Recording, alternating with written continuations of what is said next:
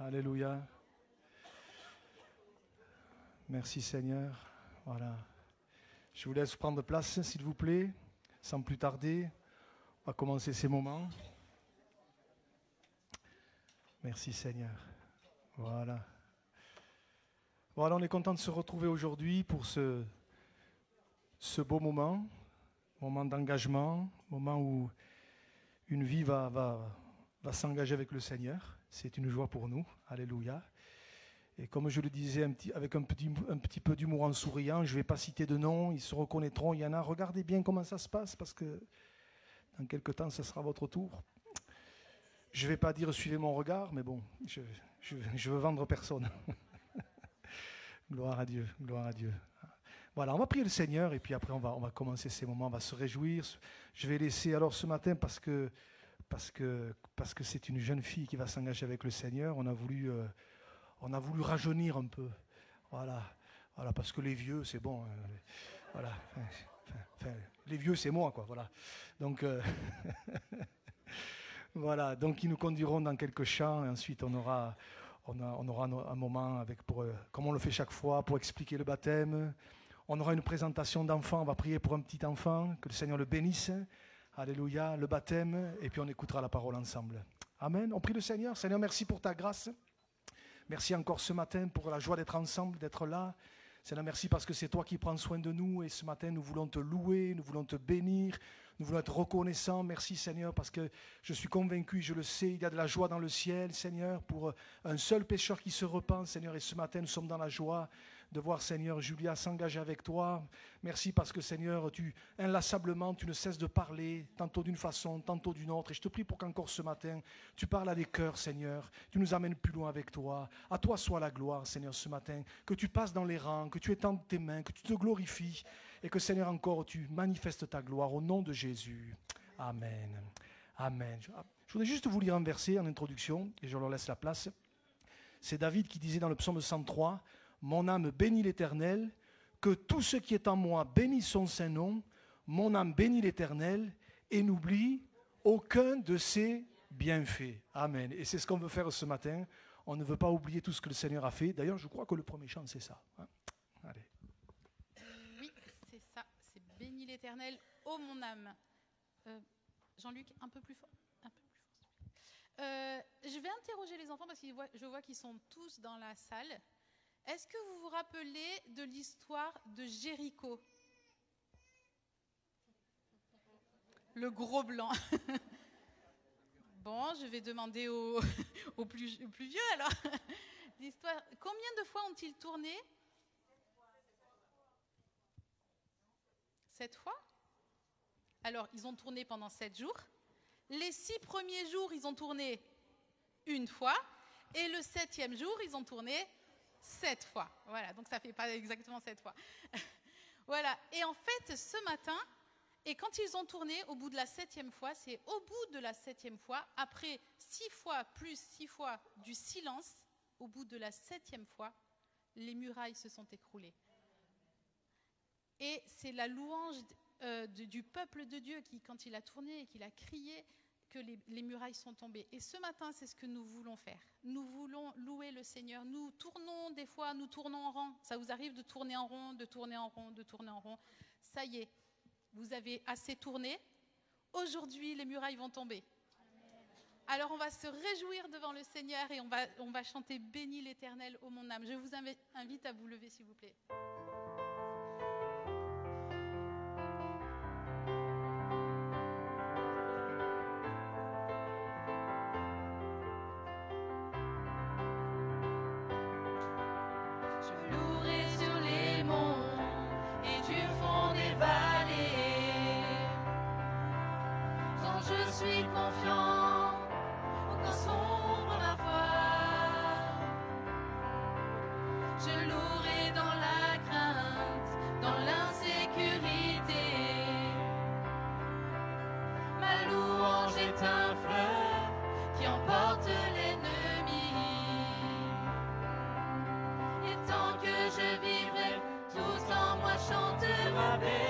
Bénis l'Éternel, ô mon âme, bénis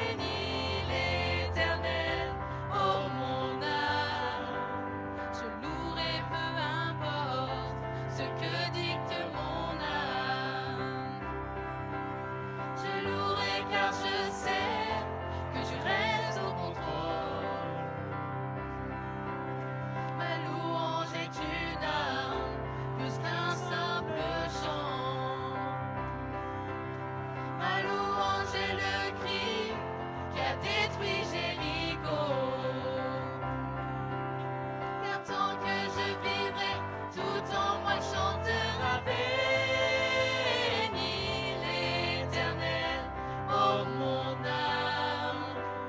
Béni l'Éternel, oh mon âme. J'élève ma voix, mon Dieu est vivant, rien n'arrêtera ma louange. J'élève ma voix, mon Dieu est vivant, rien n'arrêtera ma louange. J'élève ma voix, mon Dieu est vivant, rien n'arrêtera ma louange. Béni l'Éternel, oh mon âme. Béni l'Éternel, oh mon âme. Ton autorité. Pour ton autorité, ta majesté, pour ta victoire, oh Dieu, je te louerai. Pour ta fidélité, ta sainteté, pour ta puissance, oh Dieu, je te Encore une fois. louerai. Pour ton autorité, ta majesté, pour ta victoire, oh Dieu, je te louerai. Pour ta fidélité, ta sainteté, pour ta puissance, oh Dieu, je te louerai. Béni l'Éternel, oh mon âme. Béni l'Éternel, oh mon âme. J'élève ma voix. J'élève ma voix, mon Dieu est vivant, rien n'arrêtera ma louange.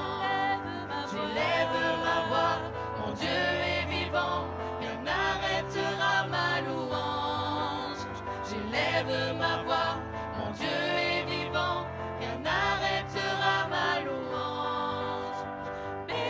Béni l'Éternel, oh mon âme. Béni l'Éternel, oh mon âme. Attention.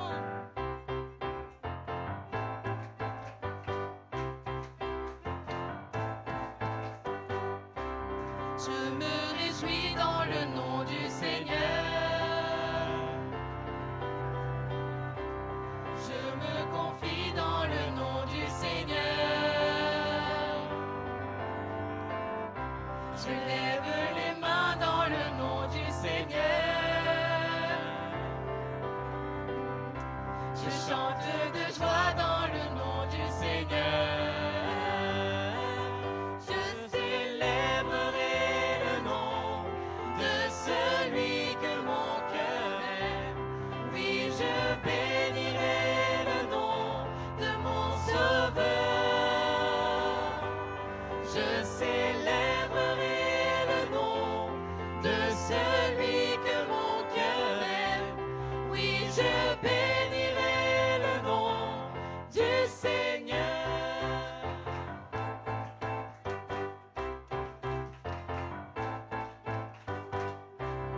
Je me réjouis dans le nom du Seigneur.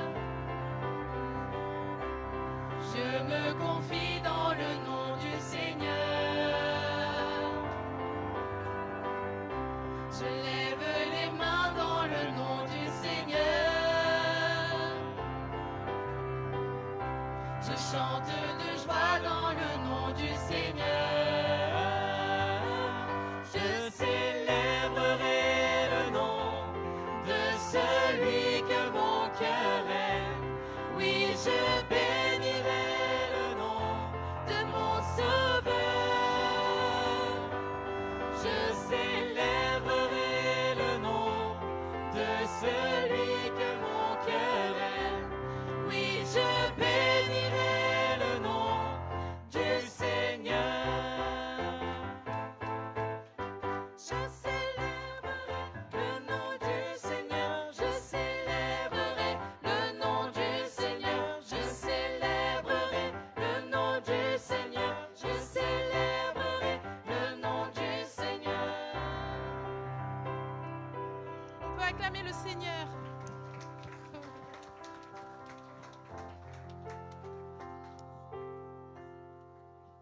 Alors là, je vais vous faire travailler encore un petit peu quand même. Louez, louez, gloire à Jésus, mes péchés sont effacés. Et c'est à ce moment-là que votre cœur d'Africain doit se réveiller. Je savais que Et si vous avez envie de faire un petit pas sur le côté, personne ne vous dira rien.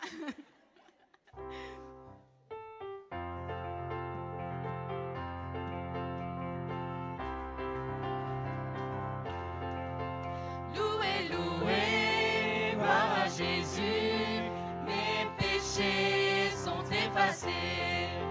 Louez, louez, gloire à Jésus, mes péchés sont effacés.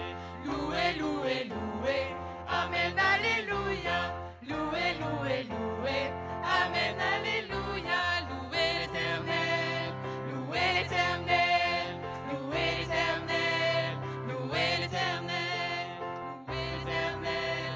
louez l'Éternel, louez l'Éternel, louez l'Éternel, louez l'Éternel. Louez, louez, gloire à Jésus, mes péchés sont effacés. Louez, louez, gloire à Jésus, mes péchés sont effacés. Louez, louez, louez, amen, alléluia. Louez, louez, louez, amen, alléluia. Louez l'Éternel, louez l'Éternel, louez l'Éternel, louez l'Éternel, louez l'Éternel, louez l'Éternel, louez l'Éternel, louez l'Éternel. C'était bien, hein? Ça change un peu, hein? Ben, je vous propose de le reprendre, en fait. Bon, 2, 4, c'est tout, d'accord? Ok. Louez, louez. Louez, gloire à Jésus, mes péchés sont effacés. Louez, louez, gloire à Jésus, mes péchés sont effacés. Louez, louez, louez, amen, alléluia. Louez, louez, louez, amen, alléluia. Louez l'Éternel, louez l'Éternel, louez l'Éternel, louez l'Éternel, louez l'Éternel, louez l'Éternel, louez l'Éternel, louez l'Éternel.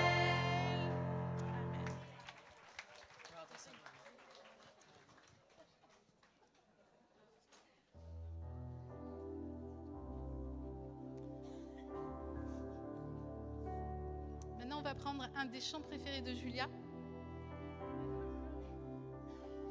C'est ton cœur que je recherche.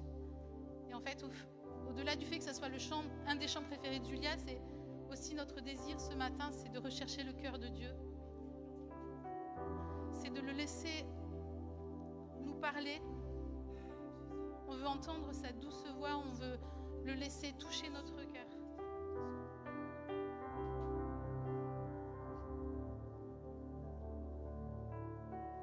C'est ton cœur que je recherche. Dès que le soleil se lève, je connais ta douce voix. Mon cœur ne brûle que pour toi. C'est toi seul que je désire. Même quand mes pensées chavirent, je connais ta douce voix. Jésus, tu m'attires à toi. Pour un cœur à cœur avec toi, Seigneur, le reste perd en importance quand je suis là dans ta présence. Quand je suis là dans ta présence.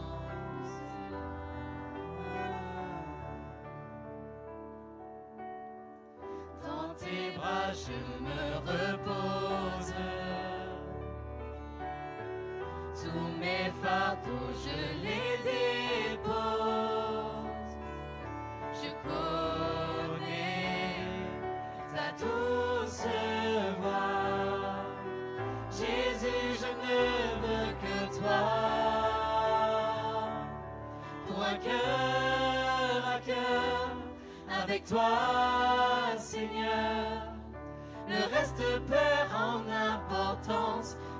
suis là dans ta présence, face à face, devant ta grâce. Le reste perd en importance quand je suis là dans ta présence. Quand je suis là dans ta présence.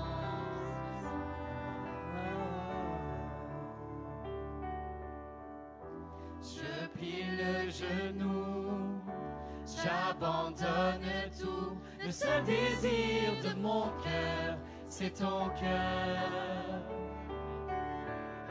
Je plie le genou, j'abandonne tout. Le seul désir de mon cœur, c'est ton cœur. Je plie le genou. Je plie le genou, j'abandonne tout. Le seul désir de mon cœur, c'est ton cœur. Je plie le genou, j'abandonne tout. Le seul désir de mon cœur, c'est ton cœur. Pour un cœur à cœur, avec toi, Seigneur. Le reste perd en importance quand je suis là dans ta présence, face à face, devant ta grâce. Le reste perd en importance quand je suis là dans ta présence. Pour un cœur à cœur, avec toi, Seigneur. Le reste perd en importance quand je suis là dans ta présence, face à face, devant ta grâce. Le reste perd en importance quand je suis là dans ta présence. Alléluia. Est-ce qu'on peut prendre quelques instants pour élever notre voix tous ensemble? Alléluia. Et bénir le Seigneur. Alléluia. Alléluia. Alléluia. Ce matin, c'est un culte différent, mais on veut prendre quelques instants pour louer le Seigneur tous ensemble. Élever nos voix à Dieu tous ensemble et le bénir. Il en est digne. Alléluia. Te bénis, Seigneur. Je te loue pour ta présence dans ce lieu, pour ce jour de joie, ce jour de victoire. À toi la gloire, Seigneur. Merci pour Julia. Merci pour ceux qui vont s'engager encore en aussi grand nombre que tu les appelleras. Merci pour ta présence, Seigneur. Je te loue ce matin. À toi soit la gloire, Seigneur. À toi soit la gloire, Seigneur. À toi soit la gloire, Seigneur. À toi soit la gloire, Jésus. Sois béni, Seigneur. Sois béni, Seigneur. Amen, amen, amen, amen. Merci, Jésus. Merci, Jésus, pour ta bonne présence. Merci pour ta bonne présence, Seigneur. Amen. Amen. Pour un cœur à cœur. Pour un cœur à cœur. Avec toi, Seigneur. Le reste perd en importance quand je suis là dans ta présence, face à face, devant ta grâce. Le reste perd en importance quand je suis là dans ta présence. Amen, amen. Seigneur, nous sommes dans ta présence ce matin. Je suis là Amen. dans ta présence. Amen, amen. Seigneur, merci. Merci d'être là ce matin. Merci d'être là dans nos cœurs, dans nos vies, Seigneur. Étends encore tes mains sur ces moments. À toi soit la gloire, Seigneur. Nous te bénissons dans le nom précieux de Jésus. Amen. Amen. Amen. Alléluia. On va chanter encore tout à l'heure après le baptême de Julia et puis tout à la fin de la réunion. Mais comme je le fais à chaque fois, je voudrais peut-être avant de... Alors ça va s'imbriquer ce matin. Je voudrais expliquer un petit peu le baptême peut-être pour les amis qui sont là. Mais en même temps, on va faire une présentation d'enfants. Comme ça va permettre de faire la différence entre les deux. Vous voyez, des fois, on se pose des questions. Mais tiens, pourquoi ils font comme ça et les enfants alors, ça va me permettre de faire une transition. Déjà, j'aimerais dire, Julia, tu as choisi un bon jour aujourd'hui. Ça m'a ramené un petit peu en arrière. Je me suis fait baptiser un 4 mai aussi. 4 mai, je vous le dis, non pas 1800. Voilà, mais au siècle dernier, oui. 4 mai 1986. Voilà, 39 ans. Et peut-être, Françoise, peut-être tu étais témoin, tu étais là ce jour-là, peut-être. Ouais. Il y a un témoin qui peut vous dire que c'était vrai. Je suis très heureux de te voir, Françoise. Voilà. Dans l'église de Montpellier, Bernard en parlait dans sa prédication vendredi soir. Voilà. Quand il le disait, ça me faisait revenir à des souvenirs. Voilà, donc, ouais, tu étais là, Françoise. Ouais. Et j'avais, à 3-4 mois après, le même âge que toi, Julia. Bon, donc merci Seigneur. 39 ans après, merci Seigneur. On est toujours debout avec la grâce de Dieu. Donc tu as choisi un bon jour, c'est bien, c'est super. Voilà, gloire à Dieu. Donc, je crois que c'est important de rappeler, je le fais à chaque fois, mais c'est pas anodin, c'est important de rappeler que ce que va faire Julia, c'est pas un acte religieux. Loin s'en faut, c'est un acte important, en tout cas dans le ciel, parce que Dieu est témoin de ce moment, c'est quelque chose d'important. Ce que va faire Julia, c'est qu'elle va prendre un engagement avec le Seigneur. La Bible dit que le baptême, c'est l'engagement d'une bonne conscience envers Dieu. Voilà. Et ça explique pourquoi on ne baptise pas les enfants. Et d'ailleurs, dans la Bible, il n'y est jamais question de baptême d'enfants, de nouveau-nés, parce qu'à un moment donné, il faut prendre un engagement. Et on ne peut prendre un engagement qu'à partir d'un certain âge. Voilà, donc Julia est en âge de savoir ce qu'elle fait, pourquoi elle le fait. Elle vous dira quelques mots tout dans quelques instants. Mais voilà, donc si elle le fait, c'est parce que c'est son choix, c'est parce que c'est sa décision, c'est pas parce qu'on lui a dit qu'il faut que tu le fasses, c'est pas parce que papa et maman lui ont dit il faut que tu le fasses, c'est pas parce que le pasteur a dit il faut que tu le fasses, c'est parce que dans son cœur, elle a décidé de le faire et elle a décidé de s'engager avec le Seigneur. Ça ne veut pas dire qu'elle est parfaite, ça ne veut pas dire qu'elle ne fera pas d'erreur, ça ne veut pas dire qu'elle a tout compris, mais ça veut dire qu'elle veut suivre Jésus. Alléluia. Et qu'elle a compris ce que Jésus avait fait à la croix. Donc, première chose, le baptême, c'est un engagement. Deuxième chose, c'est important de le rappeler aussi, le baptême, il est là, pourquoi ? Parce qu'il y a eu quelque chose qui s'est passé avant. C'est la conséquence de quelque chose. C'est la conséquence de la foi. C'est la conséquence de la repentance. On se fait baptiser parce que, 1, on s'est repenti de ses péchés, et 2, parce qu'on a compris ce que Jésus avait fait à la croix. J'en parlerai tout à l'heure dans le message rapidement. Et donc, Jésus l'a dit, celui qui croira et qui sera baptisé sera sauvé. La foi vient d'abord et le baptême vient après. Donc, il y a une conséquence, le baptême, c'est la conséquence de la foi. Et puis, peut-être se poser la question, pourquoi par immersion ? C'est vrai que chaque fois j'ai des questions là-dessus. Pourquoi par immersion ? Bien parce que déjà dans la Bible, il n'est que question de baptême par immersion. Le mot baptême veut dire plonger, immerger, dans l'original, dans le grec, plonger, immerger. C'est l'image d'une mort et d'une résurrection. Voilà. Et Jésus a été baptisé dans le Jourdain. Ça ne veut pas dire qu'il faut qu'on aille dans le Jourdain se faire baptiser, mais Jésus a montré un exemple. Jésus a montré un exemple et en se faisant baptiser de cette façon-là. Et puis j'aime à dire aussi que c'est un témoignage public. Je sais bien que beaucoup aimeraient se faire baptiser en catimini, dans leur salle de bain, ou je ne sais pas moi, ou dans un lac caché, par timidité. Je peux le comprendre, mais c'est un témoignage public parce qu'on montre devant tout le monde que quelque part on désire s'engager avec le Seigneur. On n'a pas honte de le faire. Voilà, donc il faut du courage pour être là.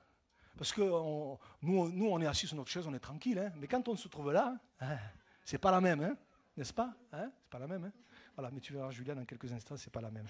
Mais on sera là pour t'aider. Voilà. Hein, voilà. Alors, peut-être on peut se poser la question, et je fais la transition, et les enfants, alors qu'est-ce qu'on fait avec ? Ça veut dire que pour eux, il n'y a rien, etc. Eh bien si, justement, quand on lit les évangiles, on se rend compte que oui, Jésus a été baptisé à l'âge de 30 ans, en ce qui le concerne. Ça ne veut pas dire qu'il faut attendre 30 ans, la preuve avec Julia. Hein.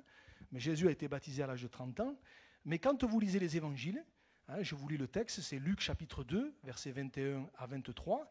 Il est dit, le 8e jour auquel l'enfant devait être circoncis étant arrivé, on donna le nom de Jésus, nom qu'avait indiqué l'ange avant qu'il fût conçu dans le sein de sa mère. Et quand les jours de leur purification furent accomplis selon la loi de Moïse, Joseph et Marie, écoutez bien, Joseph et Marie le portèrent à Jérusalem pour le présenter au Seigneur. Voilà. Hein. Pour les enfants, on les présente au Seigneur. Voilà. On appelle ça une présentation d'enfant. Qu'est-ce que ça veut dire ? Ça veut dire qu'on prie pour l'enfant, le ou la, garçon ou fille, demandant au Seigneur qu'il pose sa main sur lui, qu'il veille sur lui, pour que devenu grand, c'est-à-dire à l'âge où il peut comprendre, eh bien, il puisse à son tour décider de s'engager avec le Seigneur. On ne prend pas la décision à sa place, on le présente au Seigneur, et c'est lui qui, plus tard, comme Julia va faire, qui va prendre la décision ou pas de le faire. Voilà. Donc, Jésus a été, on voit les deux phases chez Jésus. Jésus a été présenté au Seigneur par ses parents, c'est ce que vont faire dans quelques instants Yann et Kelly, pour le petit Matthieu. Et moi, je prie pour que dans quelques années, si Jésus n'est pas revenu, eh bien, il décide, lui, de s'engager avec le Seigneur. Alléluia. Donc, c'est en ce sens que la présentation d'enfants, c'est important. Ce n'est pas un acte magique, ce n'est pas un truc, je ne sais pas trop quoi. Non, c'est une prière que Dieu entend. Et on prie pour que Dieu veille sur l'enfant, pour que Dieu le bénisse, lui et sa famille, et que vraiment il puisse grandir dans un climat spirituel de foi, et que devenu grand, il donne son cœur au Seigneur. Voilà un petit peu la différence entre l'un et l'autre. En fait, la présentation d'enfant, elle est là, avec ce désir que dans quelques temps, dans quelques années, il y ait le baptême qui suive derrière. Voyez ? Mais ça sera la décision de la personne. Amen. Voilà, alors tu peux couper à partir de là, Jean-Luc. Voilà. Je vais demander à Kelly, tu viens s'il te plaît. Voilà, alors peut-être pour ceux qui regarderont en direct sur le Facebook, etc., on coupe à partir de là l'image parce qu'il y a des enfants. Hein, voilà. Donc on va prier, voilà, viens. Voilà, viens. Allez, venez là. Sans tomber dans le... Hein, voilà, oui, vous pouvez les applaudir. Hein. Voilà. Donc c'est pour Matthieu. Regarde, il a un regard qui tue déjà. Waouh, il est magnifique. Voilà. On va prier ensemble pour Matthieu. Alors, ne m'en voulez pas. J'ai dit à Kelly, tu le gardes dans tes bras. Hein. Je préfère. La dernière fois que j'en ai pris un dans les bras, un tout petit, ça a terminé en crise. Donc, j'ai oublié comment on fait. Donc maintenant, je ne le fais plus. Hop. Voilà. Ceux qui veulent prendre des photos, vous pouvez, il n'y a pas de souci. Mais on va prier pour Matthieu et pour sa famille, que vraiment le Seigneur le bénisse et pose sa main sur lui. Et ma prière, c'est que dans quelques années, devenu grand, il choisisse de s'engager avec le Seigneur. Alléluia. Amen. Vous voyez, il est d'accord. Il est déjà d'accord. C'est bien. Seigneur, merci pour cet enfant que tu as donné à Kelly et Yann, Seigneur. Je te prie de le bénir. Bénis Matthieu, Seigneur. Je te prie pour lui, pour que devenu grand, il puisse s'engager avec toi. Mais déjà, dès maintenant, je sais que déjà, dès le ventre de sa mère, tu as veillé sur lui. Dès sa conception, tu as veillé sur lui. Seigneur, je te prie pour sa croissance. Je te prie pour vraiment que tu le bénisses, que tu le gardes. Que vraiment tu sois avec lui. Seigneur, tu bénis ses parents, tu bénis ses frères et sœurs. Toute cette famille, Seigneur, nous la remettons sous ton regard. Et te demandons ta grâce sur eux particulièrement. Bénis-les, Seigneur. Et bénis petit Matthieu, Seigneur. Et que, devenu grand, si tu n'es pas encore revenu, Seigneur, non seulement il décide de marcher avec toi, mais pourquoi pas, Seigneur, qu'il devienne ton serviteur, Jésus. Bénis cet enfant, Seigneur. Que la grâce de Dieu descende sur lui. Vraiment, protège-le, bénis-le, Seigneur. Et vraiment, que ta bonne main soit sur lui. Nous te le confions, nous te le présentons, Seigneur, en te disant, Seigneur, garde-le, fortifie-le, bénis-le. Seigneur, qu'il ait une bonne croissance, Seigneur, à tous égards, corps, âme et esprit. Seigneur, tu bénis papa et maman, tu bénis les enfants. Je te le demande dans le nom précieux de Jésus. Amen, amen, amen,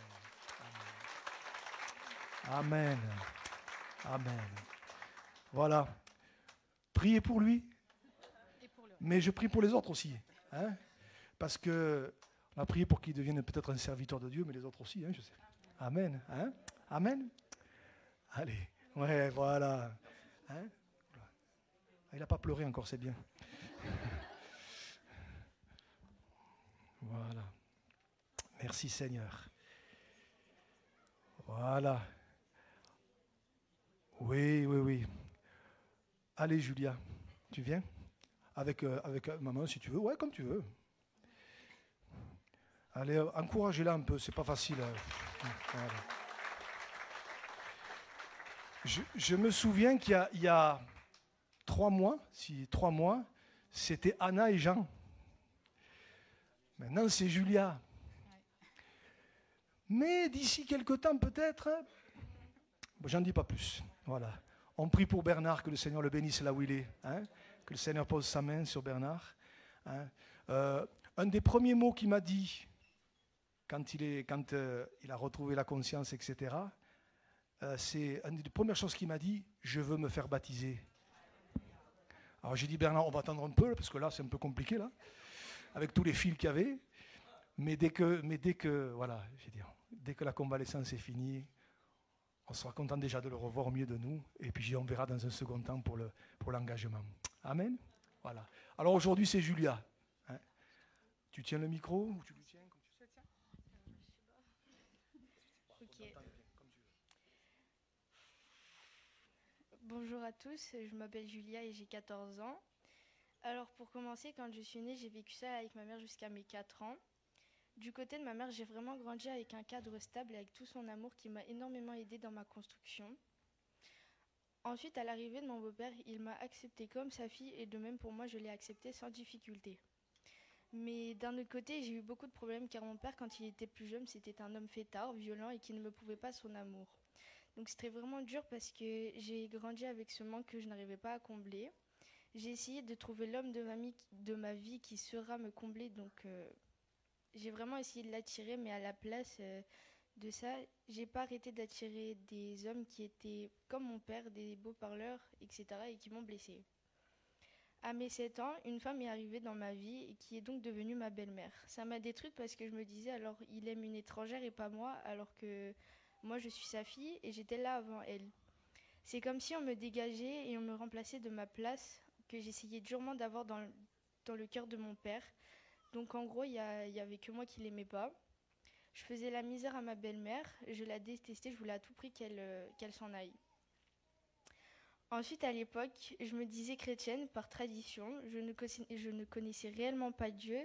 Tout ce qui le concernait, je trouvais ça ennuyant. Dès petite, j'ai été confrontée à l'impudicité en voyant les clips que mon père mettait à la télé. Donc vers mes 7 ans, ça a déclenché certaines mauvaises habitudes.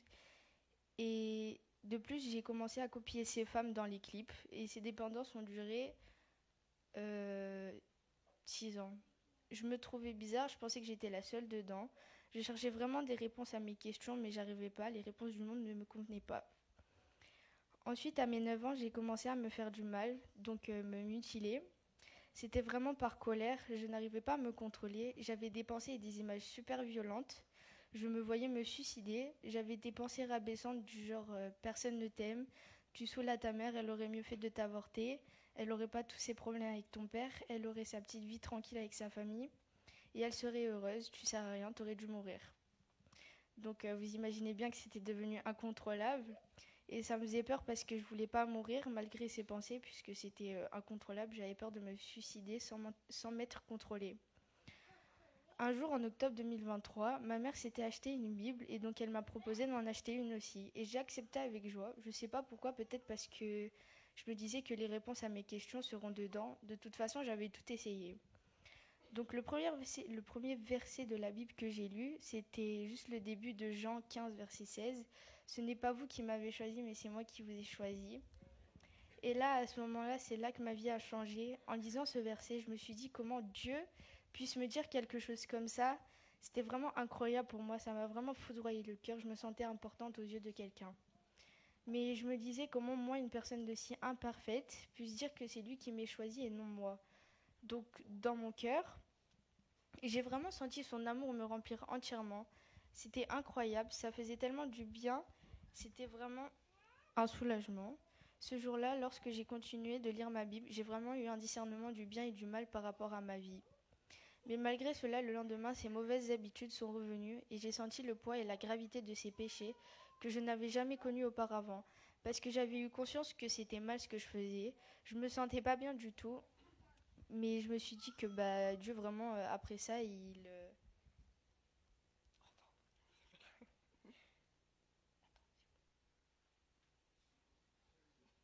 On a perdu le fil. Ça revient, ça revient. C'était...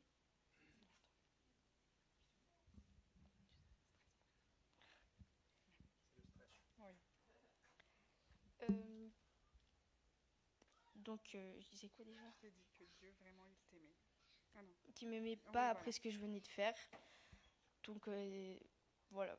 Donc c'est sûr que pendant quelques jours, je me sentais pas bien, mais grâce à la Bible qui me prouvait son amour inconditionnel envers moi, ça m'a permis de me relever.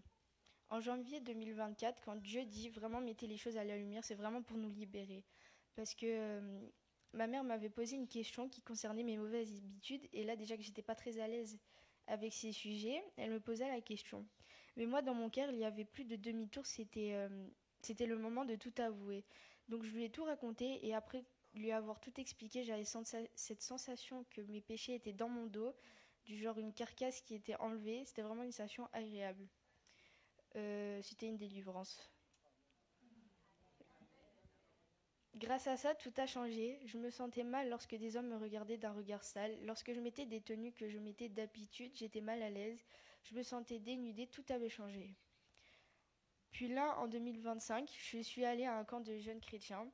Pendant une réunion, Dieu m'a parlé et m'a dit que toutes ces pensées rabaissantes qui m'ont amenée à me faire du mal ne venaient pas de lui. Et il me disait qu'il m'aimait et qu'il ne pensait pas ça de moi. Et là, j'ai été libérée de ça. Depuis maintenant, quand je me mets en colère ou que je suis triste, ces pensées, soit je les chasse dans le nom de Jésus, soit elles ne viennent même pas. Donc,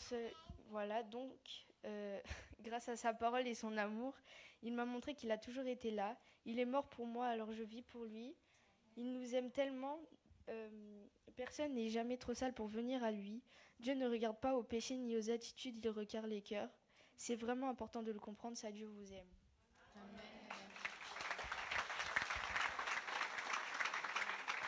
Amen. Amen. Voilà. Julia était libre de vous raconter ce qu'elle vous a raconté ou pas. Elle a choisi de le faire ce matin, sans rien cacher. On a besoin de prier pour nos ados et nos enfants. Ça montre ça déjà. Mais ça montre aussi comment le Seigneur va chercher les uns et les autres. Alléluia. Donc je veux bénir le Seigneur pour le témoignage de Julia, pour ce que Dieu a fait dans son cœur, pour ce que Dieu a fait dans cette famille et ce que Dieu va continuer de faire dans cette famille. Amen. Alléluia. Amen. Allez, c'est le moment. Alors la famille, ceux qui veulent prendre des photos, vous pouvez venir. Hein. Voilà. Ça va? Pas trop? C'est bon. Mais tu mets tes pieds là-bas. Voilà. Voilà. Gloire à Dieu. Voilà, Julia, on a entendu ton témoignage, ouais, j'ose le dire, bouleversant, qu'on n'a peut-être pas toujours l'habitude d'entendre. Et je te dis merci pour ta sincérité et le fait que tu osais dire ces choses. Mais en même temps, ça me touche parce qu'on voit jusqu'où le Seigneur vient nous chercher. Et il ne regarde pas ce qu'on était. Je le disais tout à l'heure à la réunion de prière, il y a ce vieux cantique qui dit, à propos de Jésus, quand il me regarde, il ne voit plus ce que j'étais, mais il voit Jésus. Amen. Et quand Dieu te regarde, Julia, il ne voit plus la Julia d'avant, il voit la Julia qu'il a touchée, bénie, et dont il va se servir maintenant. Amen. Julia, je te pose une question toute simple. C'est pour la forme, parce que je connais déjà la réponse, mais est-ce que tu veux suivre le Seigneur Jésus jusqu'à la fin? Oui. Amen. Alors sur ta confession de foi, je vais te baptiser au nom du Père, du Fils et du Saint-Esprit, mais avant, on va prier pour toi. Tu veux bien? Seigneur, merci pour ta grâce. Merci pour Julia, pour ce que tu as fait. Je te prie, Seigneur, pour sa vie. Seigneur, merci parce que c'est toi qui l'as relevée, qui l'as restaurée. Seigneur, et du fond de l'abîme, tu es venu la chercher, Seigneur. Et c'est toi qui l'as relevée, Seigneur, qui l'as délivrée. Merci, Seigneur, de conduire sa vie. Tu vois l'engagement qu'elle prend devant toi aujourd'hui. Je te prie pour elle, tu la bénis, tu la gardes. Tu en fais ta servante, Seigneur. Je te la confie et que, Seigneur, elle puisse maintenant, Seigneur, être utilisée par toi pour bénir d'autres personnes, Seigneur. À toi la gloire, Seigneur. Je te la confie, je te la remets. Je te dis merci pour sa famille et que tu bénis aussi, Seigneur. Seigneur, je te rends grâce parce que ton œuvre, elle est belle, Seigneur. Tu ne regardes plus à ce que nous étions, tu nous vois maintenant différents, tu nous vois enfants de Dieu. Et Julia est ton enfant. Alors à toi soit la gloire. Tu l'as béni au nom de Jésus. Amen. Alors Julia, sur ta confession de foi, je te baptise au nom du Père, du Fils et du Saint-Esprit.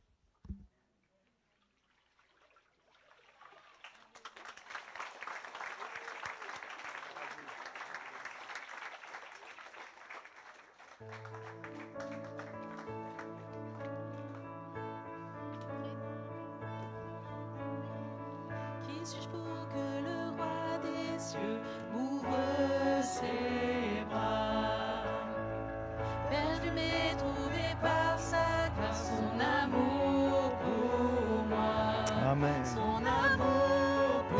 peux remettre les photos, Jean-Luc. Il m'a libéré, ma dette est payée. Je suis enfant de Dieu, je suis à lui. Alléluia, Jésus. Il m'a racheté à la croix grâce à son âme. J'étais esclave du péché, mais il m'a sauvé. Jésus m'a sauvé. Vous levez peut-être. Il m'a Libéré, ma dette est payée. Je suis enfant de Dieu, je suis à lui. Et dans sa maison, j'ai trouvé ma place. Je suis enfant de Dieu, je suis à lui. Je suis choisi et affranchi. En toi, je sais qui je suis. Tu es pour moi, pas contre moi. En toi, je sais qui je suis. Je suis choisi. Je suis choisi et affranchi. En toi, je sais qui je suis. Tu es pour moi, pas contre moi. En toi, je sais qui je suis. En toi, je sais qui je suis. Il m'a libéré. Il m'a libéré, ma dette est payée. Je suis enfant de Dieu, je suis à lui. Et dans sa maison, j'ai trouvé ma place. Je suis enfant de Dieu, je suis à lui. Je suis choisi et affranchi. Je suis choisi et affranchi. En toi, je sais qui je suis. Tu es pour moi, pas contre moi. En toi, je sais qui je suis. Je suis choisi et affranchi. En toi, je sais qui je suis. Tu es pour moi, pas contre moi. En toi, je sais qui je suis. En toi, je sais qui je suis.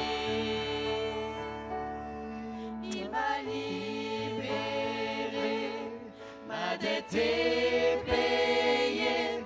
Je suis enfant de Dieu, je suis à lui. Et dans sa maison, j'ai trouvé ma place. Je suis enfant de Dieu, je suis à lui. Amen. Seigneur, merci parce que nous sommes à toi, Seigneur. Tu nous as libérés, tu nous as lavés de nos péchés. Seigneur, tu nous as choisis, comme Julia l'a dit. Ce n'est pas nous qui t'avons choisi, c'est toi qui nous as choisis. Alors Seigneur, nous te bénissons et te disons à toi soit la gloire. Ce que tu fais est magnifique, Seigneur. Merci pour Julia, ce que tu as fait dans son cœur, l'œuvre que tu as fait dans sa vie. À toi la gloire, que tu puisses la faire encore dans d'autres. Seigneur, à toi soit la gloire. Au nom de Jésus, au nom de Jésus. Amen. Amen. Gloire à Dieu, gloire à Dieu. Amen. Voilà, on chantera encore un dernier chœur tout à l'heure en terminant ces moments. On va le pousser un petit peu ça.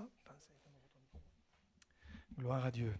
Voilà, avant d'ouvrir la parole de Dieu quelques instants, juste je vous fais quelques rapides annonces pour les chrétiens de l'Église. Voilà, simplement rappeler que les réunions se poursuivent normalement. Cette semaine, lundi, mardi et vendredi, je vous fais grâce du jeudi puisque c'est férié, lundi, mardi et vendredi, nous aurons la semaine de prière à 6h30 le matin, comme on le fait toutes les premières semaines du mois. Voilà, donc demain, mardi et vendredi. Voilà.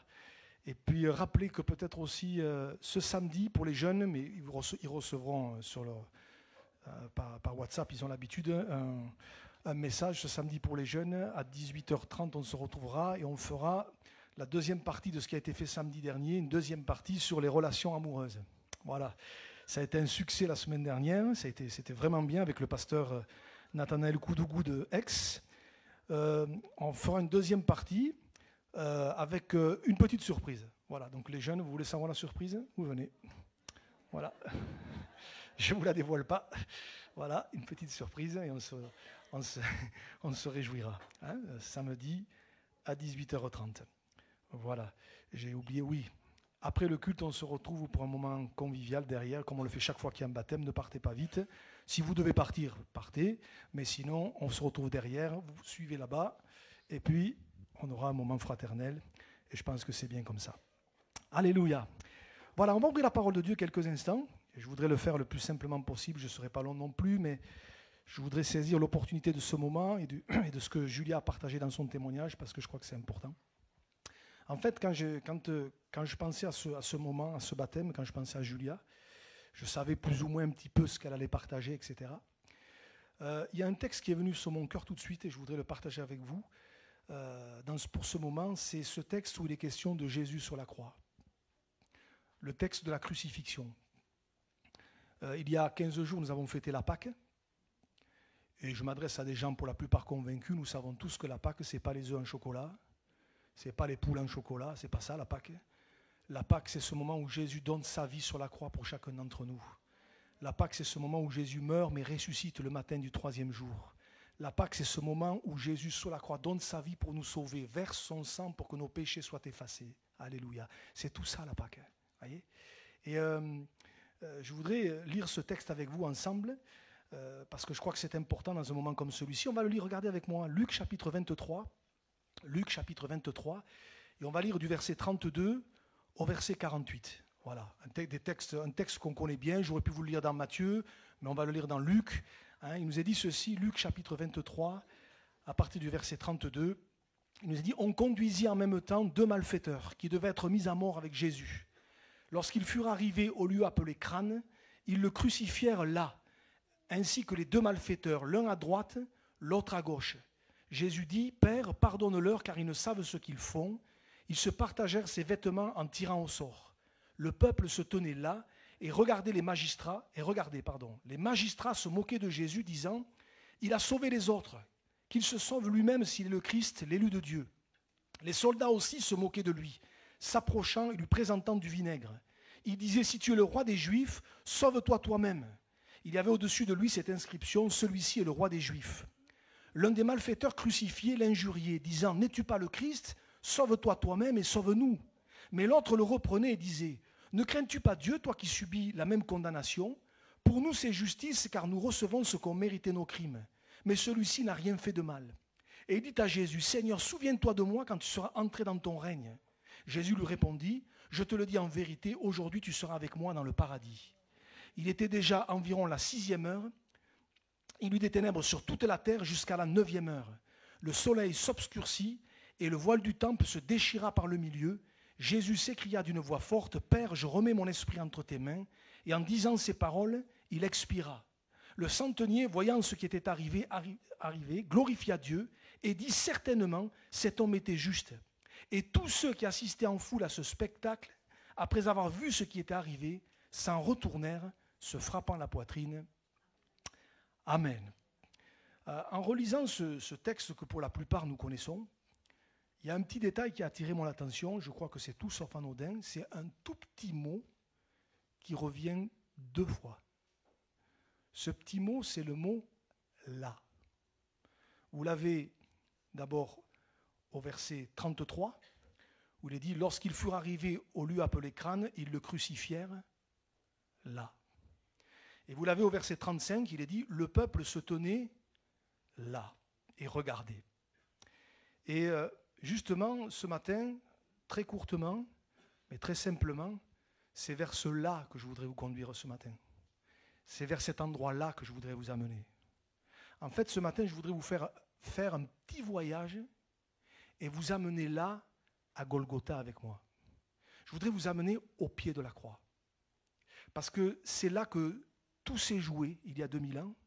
Et c'est là où, encore aujourd'hui, notre éternité, votre éternité se joue à la croix, au pied de la croix. Ce qui est frappant dans ce texte, c'est que, ça saute aux yeux, ça m'a interpellé, c'est de voir que finalement, la croix, il y avait plein de gens qui étaient là, de différentes catégories, on ne va pas tous les citer, il y avait des centaines de personnes qui étaient là, qui regardaient, mais la croix, elle a démarqué les gens. Elle a démarqué les gens. Finalement, on se rend compte qu'autour de la croix, il y a eu toutes sortes de réactions. Pas les mêmes. Les uns ont réagi d'une façon, les autres ont réagi d'une autre, mais il y a eu toutes sortes de réactions. Alors, peut-être dire ceci aussi, peut-être pour les amis, peut-être qui découvraient les choses de Dieu, peut-être dire qu'à ce moment-là, il y a 2000 ans en arrière, les crucifixions, alors nous aujourd'hui, avec notre mentalité d'aujourd'hui, ça nous choque. Ça nous choque aujourd'hui. On se dit, putain, mais c'était des malades, c'était des bourreaux, c'était des sanguinaires. C'est pas possible de faire mourir les gens comme ça. Mais il faut savoir qu'à l'époque, les crucifixions, surtout en Israël, étaient monnaie courante. Ils crucifiaient beaucoup de gens. Il faut savoir qu'à l'époque, il y avait l'envahisseur romain, un petit peu comme aujourd'hui avec ce qui se passe, la Russie, l'Ukraine, je ne vais pas rentrer dans les détails, mais c'est un petit peu pareil il y a 2000 ans. Les Romains avaient envahi le territoire d'Israël. Et la manière de faire mourir les gens des Romains, c'était la crucifixion. C'était abject, c'était horrible. Les gens mouraient à petit feu, après d'atroces souffrances. Parfois, ça pouvait durer des heures et des heures et des heures. C'est pour ça que la Bible dit qu'à un moment donné, pour abréger les souffrances des prisonniers, enfin des crucifiés, ils venaient, ils leur brisaient les jambes pour que justement, ils ne puissent plus s'appuyer pour respirer. Vous voyez, enfin, bref, c'était abject. Mais ce qu'il faut savoir, c'est que les crucifixions, c'était monnaie courante à l'époque. Et donc, les gens avaient l'habitude d'assister à ce genre de choses. Nous, non. Mais eux, oui, c'est habituel, vous voyez. Les Romains ont crucifié des centaines et des milliers de personnes. Voyez. Donc, pour les gens qui étaient là ce jour-là, c'était une crucifixion de plus. Sauf que, ce jour-là, la différence, sauf que, ce jour-là, il y avait Jésus sur la croix. Ce jour-là, il y avait Jésus sur la croix. Habituellement, ceux qui étaient crucifiés, c'était qui? C'était des bandits, c'était des violeurs, c'était des meurtriers, c'était des gens sans foi ni loi, c'était des gens qui avaient fait pique-pendre, enfin, qui avaient mené une vie peut-être débridée, désordonnée. C'était des gens peut-être qui étaient, je ne sais pas moi, qui étaient des opposants aux Romains, bref. C'était des gens qui avaient, pour certains notamment, un casier long comme le bras. D'ailleurs, c'est pour ça qu'autour de Jésus, il y avait deux brigands qui étaient là, un à droite, l'autre à gauche. Et d'ailleurs, vous avez remarqué qu'il y en a même un qui dit « Pour nous, c'est justice, car nous recevons ce qu'ont mérité nos crimes. » Donc, habituellement, ceux qui étaient crucifiés, c'était des gens qui avaient commis des choses pas dignes, quoi, voyez. Mais Jésus, lui, c'était autre chose. Jésus, il était innocent, lui. Jésus, c'est celui que, quelques jours auparavant, rappelez-vous, la foule avait acclamé en disant « Hosanna, béni soit celui qui vient au nom du Seigneur ». Jésus, c'était celui qui avait fait des miracles dans la vie de bien des gens. Jésus, c'était celui qui avait ressuscité des morts. Lazare, la petite fille de Jairus, le fils de la veuve de Naïm. Jésus, c'était celui qui avait délivré des gens possédés. Jésus, c'était celui qui avait posé sa main sur des tas de gens et les avait bénis. Jésus était innocent. D'ailleurs, tout le monde le savait. Tout le monde le savait. Même Pilate, le gouverneur romain qui a fait condamner Jésus, à un moment donné va dire de lui « Je n'ai rien trouvé de coupable en cet homme, je le relâcherai après l'avoir fait battre de verge. » Donc, celui qui avait le pouvoir de le condamner, même lui, il a reconnu que Jésus était innocent. Mais sous la pression des religieux, il a fini par relâcher Barabbas, qui était un meurtrier, et il a fait condamner Jésus, qui était un innocent. Voyez ? Et j'y reviens, alors que les gens, ils assistent à tout ça, ils savent que celui qui est sur la croix, c'est un innocent, ils savent que quelque part, c'est pas normal ce qui se passe. Vous avez 3 réactions à la croix. Vous en avez au moins 3. La première, vous avez ce que j'appelle, dans cette scène terrible, vous avez fait réaction ou attitude, appelez ça comme vous voulez, vous avez les spectateurs. Vous avez les spectateurs. Verset 35, il est dit, le peuple se tenait là, et regardez, voilà, les spectateurs. Vous savez, comme quand on va dans un match de foot, où, on est là, on regarde, voilà, comme s'ils assistaient à quelque chose de normal, vous voyez. Des fois, il y en a qui vont dans des trucs de boxe, MMA, aujourd'hui c'est à la mode, la MMA, ils se fracassent, mais bon, les gens ils sont là, ils regardent, bon, voilà. Ben là, c'était pareil, vous voyez. Le peuple se tenait là, il regardait, les spectateurs. Vous avez une deuxième catégorie, toujours dans ce verset 35, vous avez les moqueurs. Les moqueurs. Les magistrats se moquaient de Jésus, disant « Il a sauvé les autres, qu'il se sauve lui-même s'il est le Christ, l'élu de Dieu. » Vous savez, les moqueurs, ça a toujours existé. Ceux qui se moquent des choses de Dieu, ça a toujours existé. Peut-être même ce matin, il y en a au milieu de nous, moi j'en sais rien. Alors, on ne le montre pas trop, peut-être on se dit « Bon, allez, on respecte les gens. » Mais les moqueurs, ça a toujours existé. D'ailleurs, un des signes des temps de la fin, Vous le lirez dans l'épître de Pierre. Pierre dira, sache que dans les derniers jours, il y aura des moqueurs, marchant selon leur convoitise, et disant où est la promesse de son avènement, etc., etc. Donc les moqueurs, ça a toujours existé. Mais ce jour-là, à la croix, il y avait des moqueurs. Bon, regarde-le, lui là, il a délivré des gens, il a béni des gens. Ben, s'il est aussi fort que ça, qu'il descende, vous voyez, avec sarcasme, il se moquait de lui. C'est quelque chose de terrible, vous voyez. Ça, c'est la deuxième catégorie. Et puis vous avez la troisième. Vous avez la troisième. C'est ceux et celles qui vont se laisser toucher par le moment. Ceux et celles qui vont se laisser interpeller au plus profond de leur cœur. Vous avez le brigand sur la croix, il y en a un des deux qui à un moment donné, alors je n'ai pas le temps de croiser avec les autres évangiles, mais les deux ont commencé à insulter le Seigneur, les deux. Mais il y en a un à un moment donné qui il va être interpellé et il va finir par se repentir, on l'a lu, il va dire mais... même verset 40, il va reprendre son copain, son collègue en disant ne crains-tu pas Dieu, toi qui subis la même condamnation, pour nous c'est justice. C'est justice. En disant ça, qu'est-ce qu'il est en train de faire? Il est en train de se repentir. Et non seulement il va se repentir, mais il va se tourner vers Jésus. Dans ces derniers instants, il va se tourner vers Jésus, comme quoi avec Jésus, il n'est jamais trop tard pour se tourner vers lui. Alléluia. Jamais trop tard. Et il se tourne vers lui en disant, mais souviens-toi de moi quand tu viendras dans ton règne. Il reconnaît Jésus comme roi. Et c'est là que Jésus va lui dire, mais je te le dis, aujourd'hui tu seras avec moi dans le paradis. Et puis il y en a un autre qui va se laisser toucher. Et alors là, c'est encore plus surprenant. C'est le fameux centenier romain, verset 47. Le centenier, voyant ce qui était arrivé, glorifia Dieu et dit certainement, cet homme était juste. Et ça, c'est très intéressant. Parce que le centenier romain, excusez-moi, je vais employer une expression d'aujourd'hui, voir mourir des gens et faire mourir des gens, c'était son job. C'était son boulot. Il était là pour ça. Il était payé pour ça. C'est-à-dire que lui, voir des gens mourir, voir des gens agoniser, voir des gens là en train de vociférer, peut-être dans leur dernier instant en train de maudire les gens qui étaient devant eux, mais il avait l'habitude. Voilà, parce que c'était son boulot, ça faisait partie de son travail.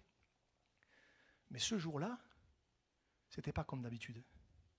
Et ce jour-là, lui qui peut-être avait l'habitude d'entendre les crucifiés, vociférer, insulter leurs bourreaux, et insulter ceux qui étaient devant en train de regarder, ce jour-là, lui, il a entendu des paroles qui ont dû le toucher, le bouleverser au fond de son cœur. Il a entendu Jésus dire, Père, pardonne-leur, car ils ne savent ce qu'ils font. Vous imaginez, lui qui avait l'habitude d'entendre des gens qui insultaient, qui maudissaient ceux qui étaient devant, là il entend quelqu'un qui est innocent, qui n'a rien fait, qui est crucifié par jalousie, par des chefs religieux. Il entend ce Jésus dire, Père, pardonne-leur, car ils ne savent ce qu'ils font. Moi, je comprends qu'il était interpellé. Il entend Jésus dire à ce brigand qui se repent, je te le dis, aujourd'hui tu seras avec moi dans le paradis. Et devant tout ça, son cœur est tellement touché qu'il est convaincu. Et il va dire, assurément, cet homme était fils de Dieu. Alléluia. Vous voyez comme quoi, c'est très intéressant cette histoire, parce que ça montre qu'on peut assister à la même scène, on peut voir les mêmes choses, entendre les mêmes choses, et avoir toutes sortes d'attitudes et de réactions différentes. Voyez, et ça révèle en fait l'état de cœur. Ça révèle l'état de cœur en fait. Voyez, et permettez que je nous pose la question ce matin. Alors que nous sommes tous ensemble ce matin dans ce lieu-là, on assiste à la même réunion, on a entendu le même témoignage de Julia, on a vu la présentation du petit Mathieu, on a vu le baptême de Julia. Vous êtes en train d'entendre ce simple message que je suis en train d'apporter ce matin. Mais quelle va être notre réaction? À qui allons-nous ressembler? À qui allons-nous ressembler ce matin? Parce que toute la Bible, elle est là pour nous amener au pied de la croix. Le message central de la Bible, c'est la croix. Tout converge vers la croix. L'apôtre Paul, et tu vas me l'afficher, dira ceci dans 1 Corinthiens, chapitre 1er, verset 18, un verset que les chrétiens connaissent. Il dira ceci, car la prédication de la croix est une folie pour ceux qui périssent, mais pour nous qui sommes sauvés, elle est une puissance de Dieu. Amen. Et ce matin, avec mes petits mots, c'est la prédication de la croix que j'essaie de vous apporter. Peut-être quelqu'un pourrait me dire ce matin, ou pourrait penser là, en m'écoutant, se dire, mais pourquoi nous parler de la croix 2000 ans après? Nous, on n'y était pas, ça ne nous concerne plus, c'est un truc de l'histoire, etc. Non, il faut parler de la croix parce que c'est au travers d'elle, et c'est le seul moyen par lequel nous pouvons être sauvés, au travers de l'œuvre que Jésus a accomplie à la croix. Sans la croix, il n'y a pas de salut. Jésus a donné sa vie sur la croix. Il a versé son sang pour que ses péchés soient effacés. En fait, il a pris notre place. La Bible dit que nous sommes tous pécheurs, privés de la gloire de Dieu. Et que si on reste dans cet état-là, mais le jour où on se présentera devant Dieu, ça ne passera pas, ça ne suffira pas. Ce n'est pas par les œuvres que nous pouvons être sauvés, mais au travers du sacrifice de Jésus. Et quand on comprend que Jésus, en fait, qui était pur, qui était innocent, a été comme un substitut, il a donné sa vie pour que nous puissions être sauvés, alors on comprend que la croix c'est important, il est mort mais il est ressuscité, on comprend que la croix c'est important, on dit Seigneur, je veux t'ouvrir mon cœur, pour que tu deviennes mon sauveur et mon Seigneur. Ne seront sauvés pour l'éternité que ceux et celles qui un jour auront reconnu Jésus comme leur sauveur et leur Seigneur à cause de l'œuvre qu'il aura accomplie à la croix. C'est ce que la Bible dit.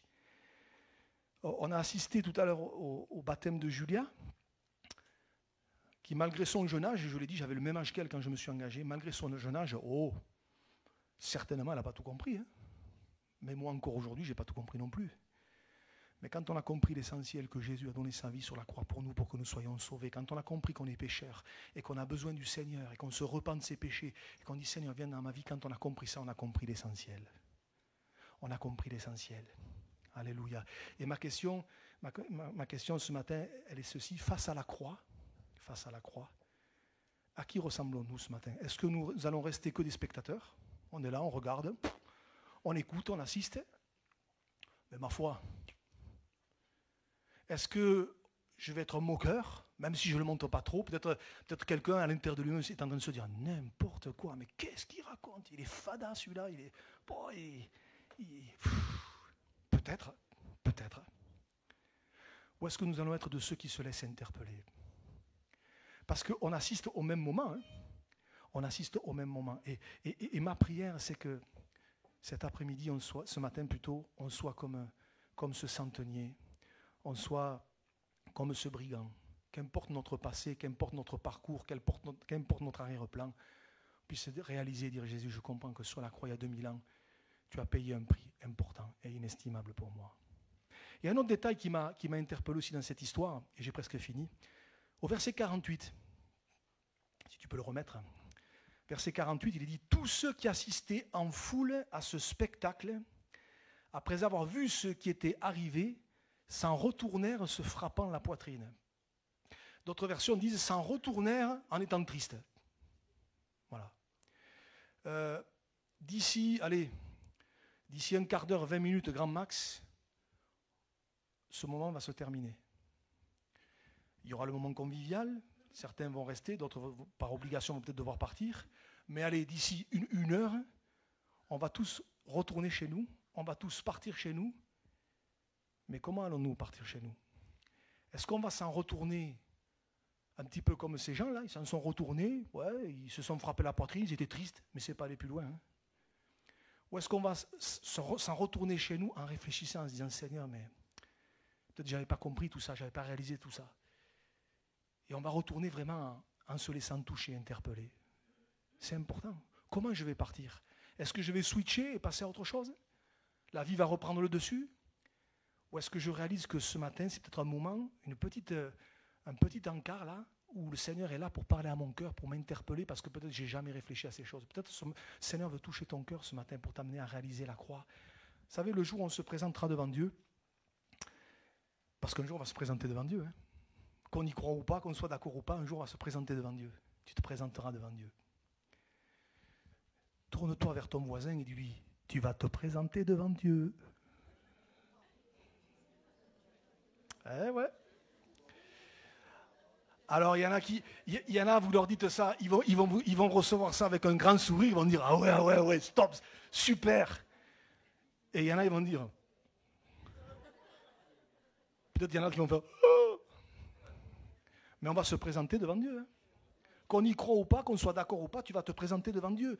Et ce que Dieu va te demander, c'est pas combien de fois tu vas à l'église par semaine, ou à combien de fois tu vas aller à l'église, c'est pas ça. Hein. Ce que Dieu va te demander, c'est pas c'est quoi ta religion. C'est pas ça que Dieu va te demander. Ce que Dieu va te demander, c'est qu'est-ce que tu as fait de la croix? Qu'est-ce que tu as fait de la croix? Qu'est-ce que tu as fait de ce que j'ai accompli pour toi? Est-ce que tu y as réfléchi? Est-ce que tu l'as pris au sérieux? Ou est-ce que tu as balayé ça d'un revers de main? Qu'est-ce que tu en as fait? Est-ce que vraiment tu l'as considéré et tu as pris conscience que moi j'ai payé un prix très élevé pour que tu sois sauvé? Est-ce que tu l'as pris au sérieux ou pas? Bien sûr, le prendre au sérieux, ça veut dire le comprendre, mais aussi après faire ce qu'il y a à faire derrière, c'est-à-dire mettre sa vie en règle et faire ce que Julie a fait, s'engager avec le Seigneur et s'engager à vivre en conformité de vie selon les commandements de la parole, bien sûr. Mais qu'est-ce qu'on va faire de la croix? Ma prière, c'est qu'on ne ressemble pas à ces gens-là. Ils ont assisté à ça, à ce spectacle. Moi, quand je lis ça, ce spectacle, c'était un super spectacle. Hein. Ils sont repartis chez eux et la vie a repris son cours. J'ai envie de nous dire ce matin de grâce, je vous en supplie, ne laissez pas la vie reprendre son cours comme ça sans réfléchir à la croix, sans réfléchir à ce que Jésus a fait pour toi, pour moi, pour chacun d'entre nous. Je termine en m'adressant aux croyants ce matin aussi. Et là, je sais que je m'adresse à des gens convaincus. N'oublions jamais la croix.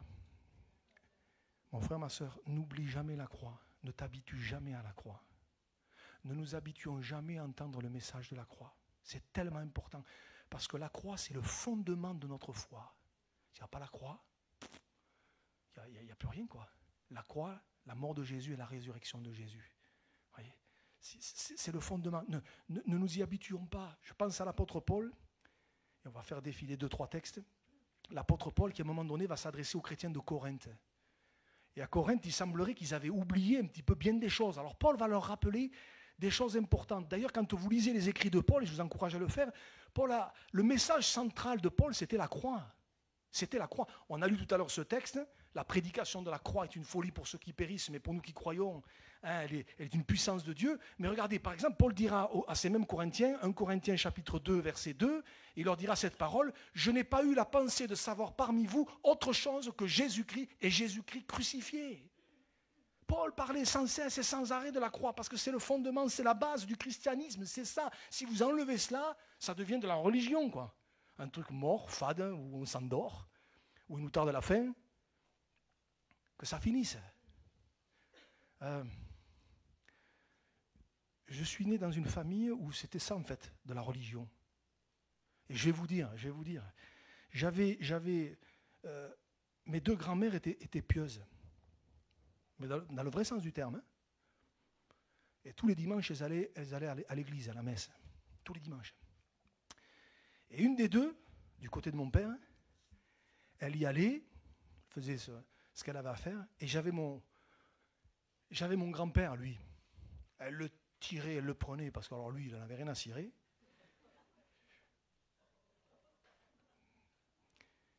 Et quand ils arrivaient à la messe, à l'église, devant l'église, juste en face de l'église, il y avait le bistrot. Et il disait à ma grand-mère: moi je vais à l'église d'en face. Et quand ma grand-mère sortait de l'église, elle allait le chercher dans la paroisse d'en face, et je ne vous fais pas un dessin, hein, et elle le remontait à la maison, je ne explique pas dans quel état. Vous voyez ? Ma prière, c'est que les choses de Dieu ne soient pas simplement ça, vous voyez, mais que vraiment on prenne au sérieux les choses de Dieu. Et Paul dit: je n'ai pas eu la pensée de savoir parmi vous autre chose que Jésus-Christ crucifié. Un petit peu plus loin, 1 Corinthiens chapitre 6, verset 20, l'apôtre Paul dira aussi cette parole, moi qui me touche. 1 Corinthiens chapitre 6, verset 20. Car vous avez été rachetés à un grand prix. Glorifiez Dieu donc dans votre corps et dans votre esprit qui appartiennent à Dieu. Vous avez été rachetés à un grand prix. Quel prix? Celui de la croix. Celui de la croix. On a été rachetés à un grand prix. Glorifiez Dieu donc dans votre corps. Mon corps, c'est le temple du Saint-Esprit. Je ne veux pas en faire n'importe quoi, n'importe comment. Je veux vraiment en prendre soin, voyez, parce que j'ai été racheté à un grand prix. Et puis le dernier texte, 1 Corinthiens chapitre 15, et là c'est encore plus fort. Il leur dit ceci, 1 Corinthiens chapitre 15, verset 1er. Il va leur dire ces paroles: je vous rappelle, frères, l'évangile que je vous ai annoncé, que vous avez reçu. Amen. Et j'espère qu'on l'a tous reçu ce matin. Si ce n'est pas le cas, reçois-le ce message ce matin. Que vous avez reçu, que je vous ai annoncé, que vous avez reçu, dans lequel vous avez persévéré. Oui, parce qu'il ne s'agit pas que de commencer, il faut aller jusqu'au bout. Mais la suite, s'il te plaît. et par lequel vous êtes sauvés, si vous le retenez tel que je vous l'ai annoncé, autrement vous auriez cru en vain. Et regardez ce qu'il va leur dire. Je vous ai enseigné avant tout le reste. Comme je l'avais aussi reçu que Christ est mort pour nos péchés selon les Écritures, qu'il a été enseveli, qu'il est ressuscité le 3e jour selon les Écritures, et qu'il est apparu à Céphas puis aux 12. Ensuite, il est apparu à plus de 500 frères à la fois, dont la plupart sont encore vivants et dont quelques-uns sont morts. Paul est obligé de dire aux chrétiens de Corinthe, je vous rappelle l'évangile que je vous ai annoncé. Mon frère, ma soeur, je sais que tu sais ces choses, mais je te rappelle cet évangile, il est très important. Garde-le jusqu'à la fin, jusqu'au bout, persévère jusqu'au bout, ne lâche pas, mais va jusqu'au bout, alléluia, parce que le jour où tu te présenteras devant Dieu, c'est à cause de la croix, de l'œuvre que Jésus a accomplie, et parce que Jésus t'aura pardonné, que tu seras sauvé pour l'éternité. Amen. Alors mon frère, ma soeur, n'oublions jamais la croix, et ne nous habituons pas à ce message. Je termine en disant, je ne sais pas à qui nous allons ressembler, vous pouvez venir là, hein, voilà, je finis. Je ne sais pas à qui nous allons ressembler de ces 3 catégories, les spectateurs, les moqueurs, ou ceux qui vont se laisser toucher. À chacun de nous de répondre ce matin. Mais ma prière, c'est que vraiment on puisse réfléchir à la croix et qu'on ne puisse pas retourner, comme on a vu de ces gens là tout à l'heure, qu'on ne puisse pas retourner à la maison comme si de rien n'était, on switch, on passe à autre chose et on oublie tout. Si tu n'as pas encore donné ton cœur au Seigneur ce matin, si tu n'as pas encore pris un engagement, une position devant le Seigneur, peut-être il t'interpelle ce matin. Et c'est peut-être une occasion de plus que Dieu te donne pour dire Seigneur, viens dans ma vie. C'est peut-être le temps ce matin d'ouvrir ton cœur vraiment, dire Seigneur, je veux marcher avec toi. Je veux marcher avec toi. Seigneur, je n'ai peut-être pas tout saisi, mais j'ai compris, comme j'ai entendu tout à l'heure Julia le dire, que tu m'as choisi. J'ai compris que tu m'as tant aimé, que tu t'es offert sur la croix pour moi. Et si tu n'as pas fait cette expérience, ouvre ton cœur ce matin. La croix, elle est toujours debout. La croix, ce n'est pas un truc du passé, c'est encore pour nous aujourd'hui. C'est le seul moyen par lequel nous pouvons être sauvés, en réalisant que sur la croix, Jésus a payé. Il est mort, il est ressuscité. Il va venir rechercher ceux et celles qui lui appartiennent. Où en es-tu ce matin? Mon frère, ma soeur, nous qui avons reçu ce message, persévérons jusqu'au bout. Persévère jusqu'au bout, mon frère, ma soeur. Persévère jusqu'au bout. Mais peut-être toi qui n'as pas encore donné ton cœur au Seigneur, c'est l'occasion ce matin de saisir ce moment. Et qu'on ne soit pas comme cette foule. Je regarde, j'entends, mais il n'y a jamais rien qui se passe. Il n'y a jamais rien qui se passe. Peut-être ce matin, qu'il y ait un déclic dans ton cœur. Qu'il y ait un déclic. Je prie pour qu'il y ait un déclic ce matin. Comme un déclic, quelque chose qui se déclenche dans ton cœur. Dire oui, Jésus, viens dans ma vie. Seigneur, deviens mon sauveur, deviens mon Seigneur. Alléluia. Seigneur, ce matin, mes mots ne sont rien, Seigneur. C'est toi par le Saint-Esprit qui fais ton œuvre. Je te prie pour vraiment chacun d'entre nous qui sommes là, pour que tu nous gardes, Seigneur. Mais plus que ça, Seigneur, pour que vraiment, si ce n'est pas encore fait, Seigneur, tu touches des cœurs. Merci d'avoir touché le mien, Seigneur, il y a tant d'années en arrière. Merci pour Julia. Merci pour tous ceux qui se sont déjà engagés avec le Seigneur, ceux qui vont le faire.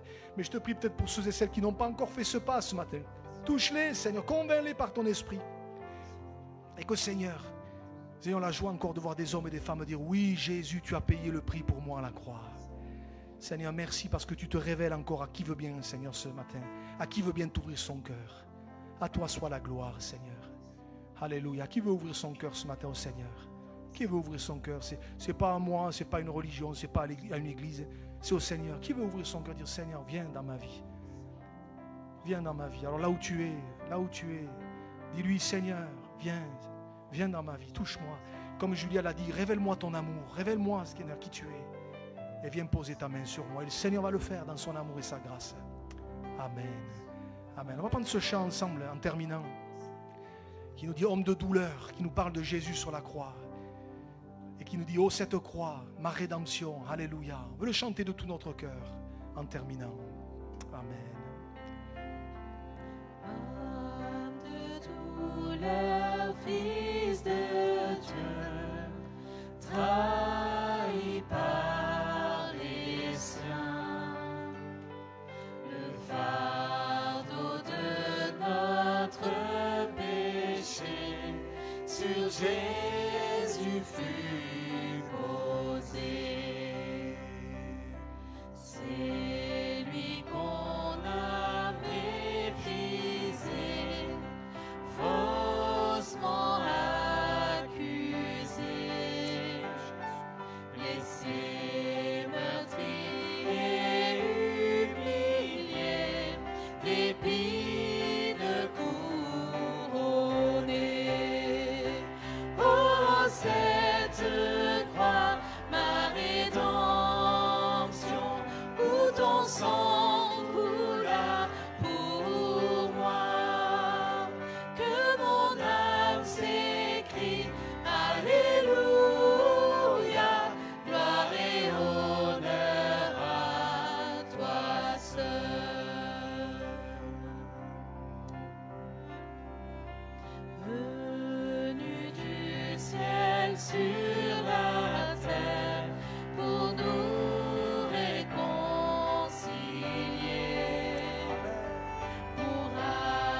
je t'ai pardonné ce qui l'ont crucifié. Oh, cette croix, ma rédemption, où ton sang coula pour moi, que mon âme s'écrie, Alléluia, gloire et honneur à toi seul. Ma dette est payée, elle est effacée par le sang précieux que Christ a versé, le péché vaincu, son emprise n'est plus, il m'a libéré pour l'éternité. Ma dette est payée, elle est effacée par le sang précieux que Christ a versé, le péché vaincu, son emprise n'est plus, il m'a libéré pour l'éternité. Oh, cette Alléluia, croix, Jésus. ma Cette croix, rédemption, Jésus. où son sang coula pour moi, que mon âme s'écrie, Alléluia, gloire et honneur à toi seul. Oh, cette croix, Ma rédemption, où ton sang coula pour moi, que mon âme s'écrie, Alléluia, gloire et honneur à toi seul. Amen. On va finir, on reste quelques instants, encore quelques secondes. Je ne vais pas faire d'appel ce matin. C'est entre toi et Dieu.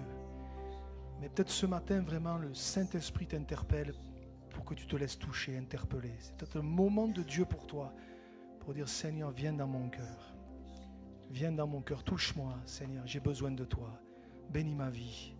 Fais cette prière dans le secret de ton cœur. Et réponds à l'appel du Seigneur. Pas à moi, mais à l'appel du Seigneur. Je considère que c'est une décision personnelle. Et je veux faire de pression sur personne. C'est entre nous et Dieu.